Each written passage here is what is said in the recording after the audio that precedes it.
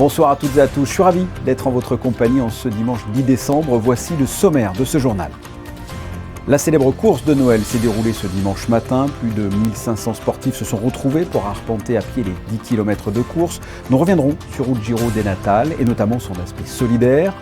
Du côté du stade Louis II, ce sont les judokas qui se sont retrouvés pour s'affronter à l'occasion du 28e tournoi international de judo de Monaco. Nous recevrons l'organisatrice Sophie Vincent. Faire de Monaco une terre d'excellence en matière d'inclusion du handicap, voilà le projet voulu par le gouvernement et qui a été présenté au Yacht Club cette semaine. Lionel Galfray, conseiller technique en charge des personnes handicapées, sera avec nous pour nous détailler dans quelques instants ce projet. Vous ne le connaissez peut-être pas, mais il a pourtant marqué l'histoire de la principauté. L'officier Alexandre de Knorré a eu un destin hors du commun. Vous allez pouvoir le découvrir dans ce journal.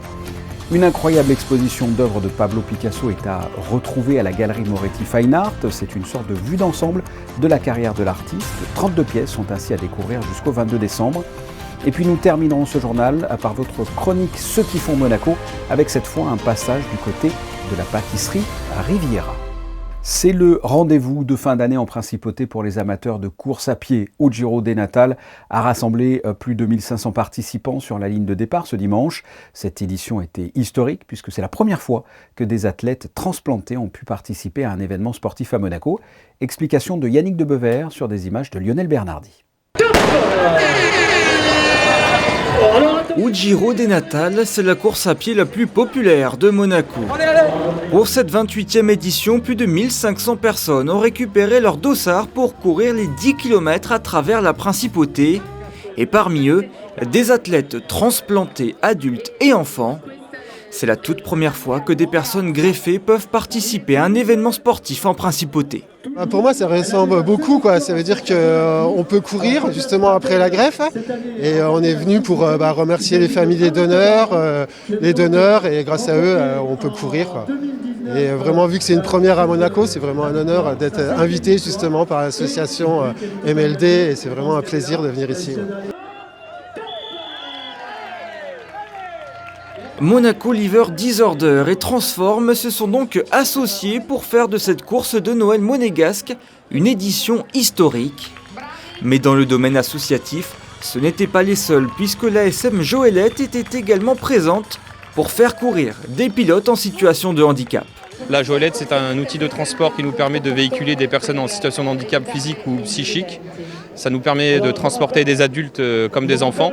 Et donc aujourd'hui, on est venu participer à cette course pour permettre à nos pilotes de vivre une compétition au même titre que les Viadiles et surtout de leur faire vivre un très bon moment au sein de nos équipes.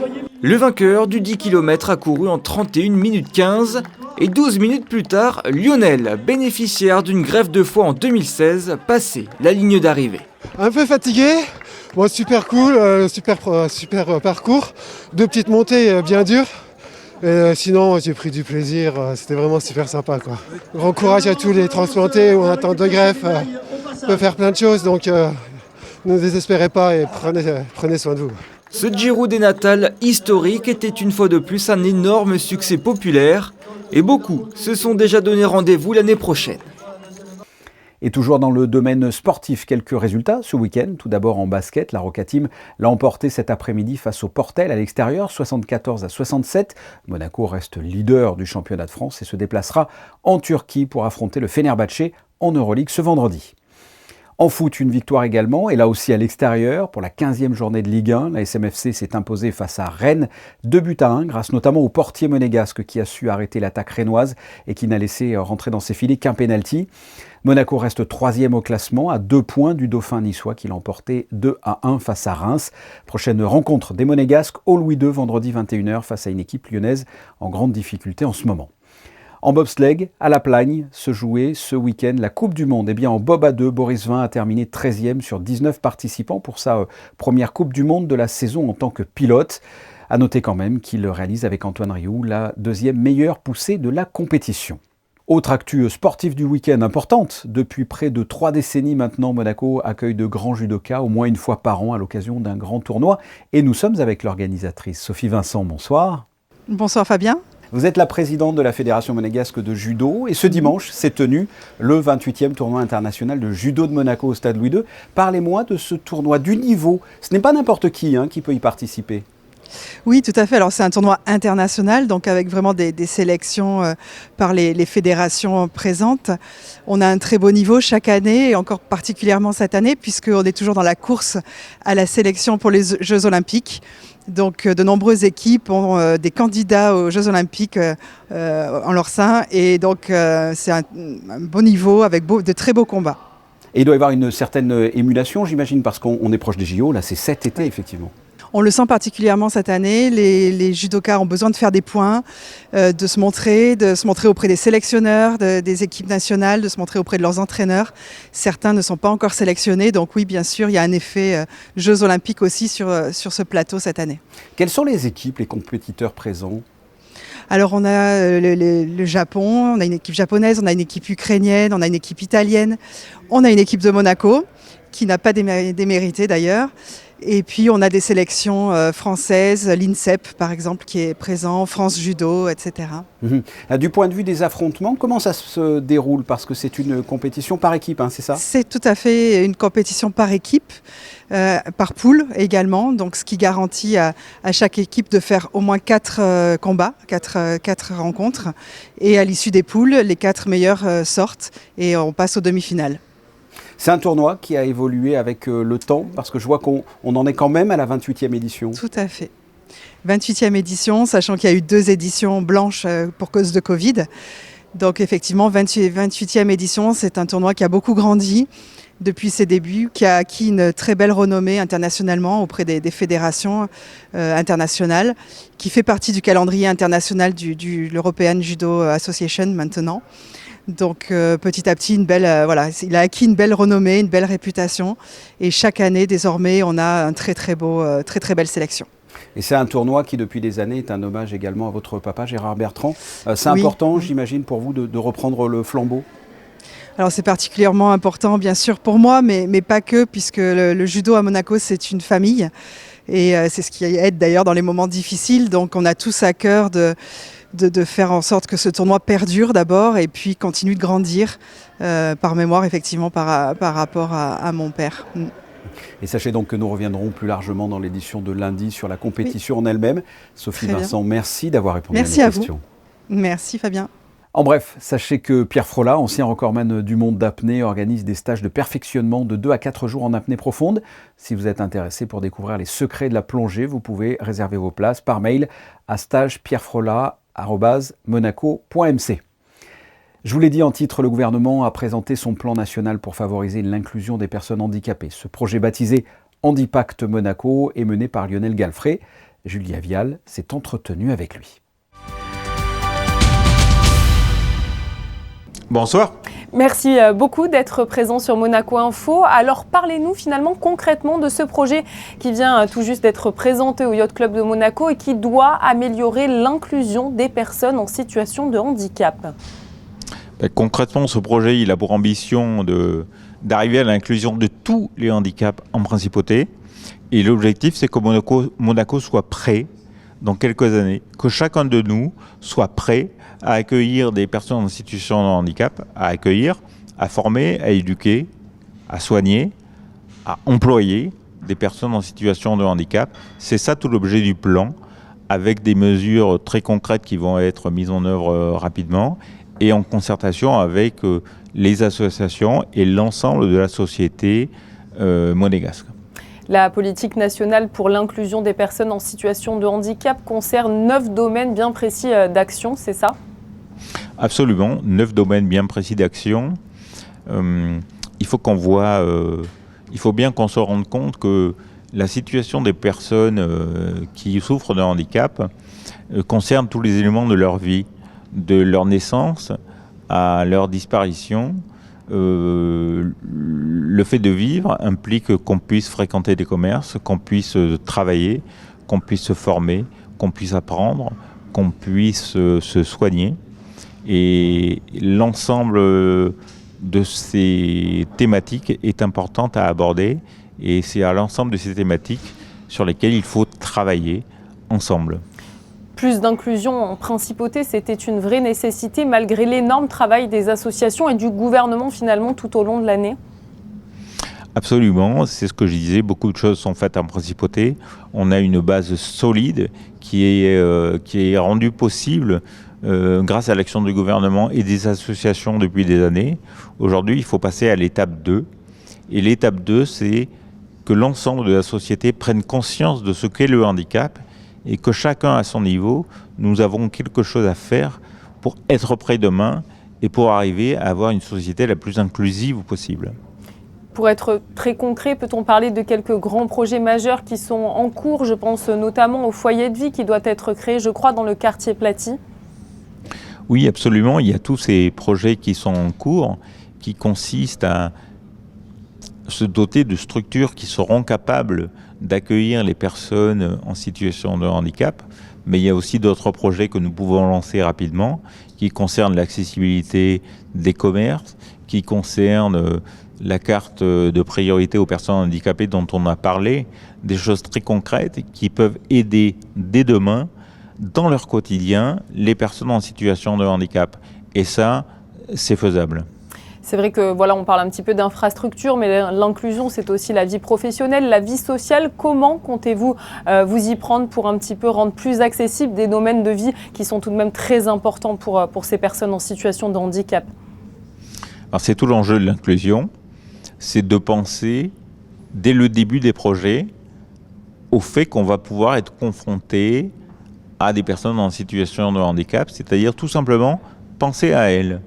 Penser à accueillir dans un commerce, penser à savoir dire bonjour dans la langue des signes, comme je l'ai fait tout à l'heure à plusieurs reprises. Il faut donner des signes aux personnes en situation de handicap qu'on a pensé à elles. Et à partir du moment où on a pensé à elles, on s'est préparé. Et on rend la ville et la société accessibles à toutes ces personnes. C'est ça la politique Handipact, je suis prêt, avec bien sûr des moyens qui vont être mis en place derrière et qui vont suivre. D'autant que, précisons-le, mais je crois que 80% des personnes en situation de handicap, ce sont des handicaps invisibles. Donc c'est vrai que par moment, pour s'en rendre compte, cela peut compliquer quelquefois les choses. Absolument. On a tendance à résumer le handicap au pictogramme en fauteuil roulant. Et c'est un sésame pour les gens qui souffrent de handicap. Mais ça peut faire penser aux gens que le handicap, c'est ça. Non, 80% des handicaps sont invisibles. Et ça, il faut le dire. Il faut expliquer les handicaps, les faire comprendre. Et quand ils seront compris, ils seront acceptés, intégrés et même inclus. Merci beaucoup à vous, Lionel Galfré, pour toutes ces précisions. Je le rappelle, sur la politique nationale pour l'inclusion des personnes en situation de handicap à Monaco. Merci beaucoup. Passons à une conférence organisée à la Maison de France cette semaine. L'Union des Français de Monaco et le Corps des Carabiniers du Prince ont retracé l'incroyable destin de l'officier Alexandre de Knorré, comme vous l'explique Vanessa Dessy sur des images de Lionel Bernardi. Né en 1894 en Russie, Alexandre de Knorré est issu de la noblesse héréditaire du gouvernement de Saint-Pétersbourg. Il débute ainsi sa carrière militaire dans le premier corps des cadets de l'empereur Nicolas II. C'est donc sous ses couleurs qu'il combat durant la Première Guerre mondiale. Il a un parcours assez atypique parce qu'il a porté 4 uniformes différents militaires tout au long de sa carrière. Donc il a commencé en Russie, donc avec les tsars. Donc après, il est passé au niveau iranien, où il a exercé en tant que capitaine pour le Shah d'Iran. Après, il a fait une grosse partie au niveau de la Légion étrangère, avec plus de 20 ans de service, pour finir chez nous, à la Compagnie des Carabiniers du Prince. Grâce à ses connexions avec la Légion étrangère, Alexandre de Knorré crée d'abord des liens forts avec le prince Louis II. Ses services sont recommandés à la principauté par le colonel Lambert. Et après, les relations viennent, donc quand il prend la suite, quand le prince Régnier prend la suite de son grand-père, et du coup les rapports sont francs et cordiaux tout au long de sa carrière. Et très important, donc surtout l'initiative de l'Union des Français de l'étranger, qui nous a proposé le projet. Et c'est vrai qu'au vu de son parcours, c'était un bel hommage que de ce soir de faire une conférence. En marge de cette conférence, une exposition d'objets représentatifs de l'époque du commandant Alexandre de Knorré a été dévoilée au public. Parlons art à présent. Après le Palais Princier, l'univers de Pablo Picasso s'invite dans une galerie de la Principauté. Une collection de 32 pièces inédites exposées jusqu'au 22 décembre à la galerie Moretti Fine Art. Reportage de Frédéric Elion et Lionel Bernardi. Tout commence en 1998. Peter Drisman achète son premier Picasso. Avec sa femme Olga, il décide de constituer une collection d'œuvres afin de montrer toutes les facettes de l'artiste espagnol. Après 25 ans de travail et avec l'aide d'un consultant, la collection rassemble 32 œuvres, un ensemble de pièces inédites à découvrir à Monaco, à la galerie Moretti Fine Art. It's a sort of survey of Picasso over really from the blue period through to 1960 is the latest that there's a work in the collection.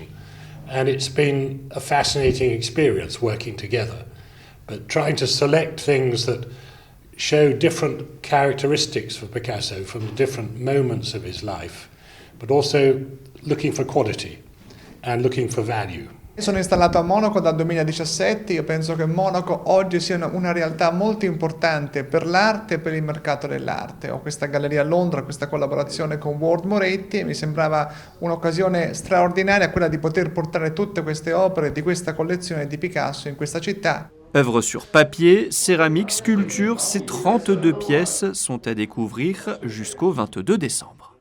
En bref, l'IUM, l'Université internationale de Monaco, a organisé sa grande remise de diplômes ce samedi au Grimaldi Forum avec le traditionnel chapeau des diplômés et bien sûr le pompon qui symbolise la réception du diplôme puisque ce pompon se porte à droite en début de cérémonie puis à gauche une fois l'étudiant promu. Le mois de décembre est une période où l'on est un peu gourmand, notamment en termes de gâteaux au chocolat ou de bûches pâtissières. Pour votre chronique « Ceux qui font Monaco », nous retrouvons Christina Thomel près d'une célèbre pâtisserie monégasque. Oui, aujourd'hui c'est dans un lieu qui vous rappellera forcément un souvenir d'enfance que je vous emmène. Ouvert depuis 1955, la pâtisserie Riviera fait le bonheur des enfants à la sortie de l'école, mais aussi des parents. Cette boutique est née dans les années 1900, c'était 1955, grâce à l'idée de deux pâtissiers de Monaco, monsieur et madame Ardoin, qui ont créé cet univers. Et depuis, la pâtisserie Riviera était toujours le point de référence pour la clientèle monégasque, parce qu'ils ont créé cet univers fait par des gâteaux, de la pâtisserie, des chocolats. Et surtout, la chose très importante, c'est qu'ils créent les gâteaux, comme aujourd'hui encore nos pâtissiers, à côté de la boutique. On a 4 pâtissiers qui arrivent à 4 heures du matin et qui préparent les viennoiseries, les gâteaux, le chocolat. Donc c'est vraiment cette attention pour les matières premières et surtout pour la fraîcheur des produits. On essaye de faire des propositions le plus possible variées. Par exemple, on a une gamme sans gluten qui est beaucoup appréciée par nos clients. Sans gluten, mais c'est très bon, dans le sens qui est fait avec de la poudre d'amande. Et après, on a nos spécialités, les gâteaux au chocolat, on a des spécialités de la pâtisserie russe, de la tradition russe, et bien sûr, tous les gâteaux de la tradition française. Nous, on a toujours des collections. Cette année, par exemple, pour Noël, on s'est inspiré au Noël de la tradition, donc de l'époque victorienne, parce que dans des moments pas faciles, je pense qu'on a besoin de la tradition. Donc, on s'est inspiré pour l'époque, pour les couleurs, pour le choix des rubans, des boîtes. Évidemment, après tout ce qu'on va mettre dans nos coffrets. C'est magnifique parce qu'à 16 heures, la boutique elle est inondée d'enfants pour les viennoiseries, pour les gâteaux. Et c'est vraiment là, on se rend compte que la pâtisserie, c'est le pays aux merveilles pour les enfants. Et puis une nouveauté pour la maison Riviera cette année, pour accompagner peut-être vos gâteaux, notamment durant la période de Noël. Une bouteille de champagne vient de sortir, elle s'appelle Riviera, en hommage à l'établissement. Le champagne est issu d'un petit viticulteur venu évidemment de Reims. À consommer avec plaisir et avec modération. Il a fait beau ce dimanche, à quoi doit-on s'attendre lundi, Yannick ? Bonsoir Fabien, bonsoir à tous. Cette nouvelle semaine démarrera comme ce dimanche avec un joli soleil et des températures plutôt agréables. Comptez 12 degrés au lever du jour et 17 pour la maximale. En ce lundi 11 décembre, nous fêtons Saint-Daniel et puis, en cette période hivernale, la montagne est à l'honneur puisque depuis 2003, le 11 décembre est synonyme de journée internationale de la montagne. Une journée pour sensibiliser à la fragilité et l'importance des massifs montagneux. Merci Yannick. Et c'est d'autant plus important que certaines stations des Alpes du Sud ont ouvert ce week-end et qu'il ne faut pas y faire n'importe quoi, il faut les préserver. Que s'est-il passé en principauté à la même période les années précédentes? On se quitte avec le flashback de la semaine. Vous retrouverez Émilie Rousseau dès demain 19h pour une nouvelle édition. Je vous souhaite de passer une excellente soirée. À très bientôt. Au revoir.